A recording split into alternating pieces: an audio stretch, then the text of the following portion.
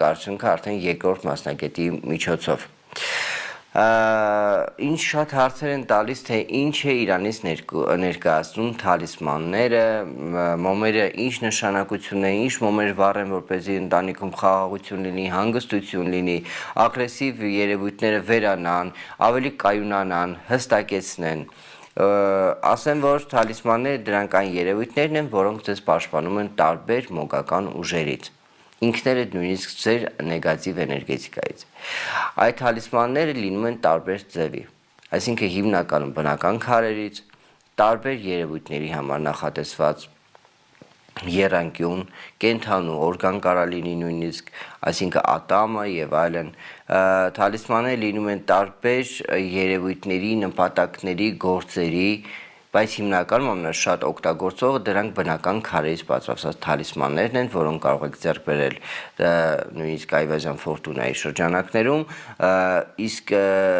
ինչ է Իրանից ներկայացնում մոմի ազդեցությունը մաքրման, էներգետիկայի տան ազդեցության հետ, շատ հետաքրքիր բնութագիր ունի։ Մենք օրինակ ես ինքս աշխատում եմ հիմնականում մի քանի մոմերի գույներով։ Առաջինը կանաչ մոմը։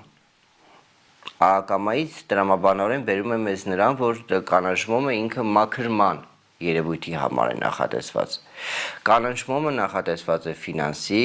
գործունեության, ֆինանսի կայունության, ինչպես նաև հանգստության համար։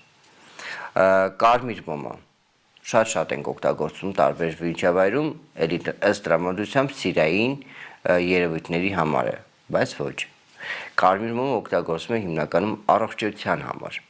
Երբ որ կարմիր եւ սպիտակ մոմերը օգտագործվում են միասին,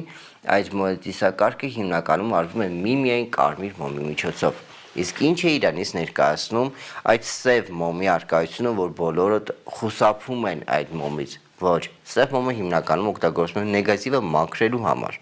Դեղին մոմի հետ հավատարմություն, աղոթքներ, ինչպես նաև մի շարք ծիսակարգերի համար օգտագործում ենք նաև բախրամ, նեխրում եւ մերոն։ Բայց ինքնաբերաբար տանը դուք ինքներդ մեկ արեք այդ ծիսակարգերը, որովհետեւ սխալ ծիսակարգի հետևանքով դուք ինքներդ ստեղծում եք ձեզ համար բացասական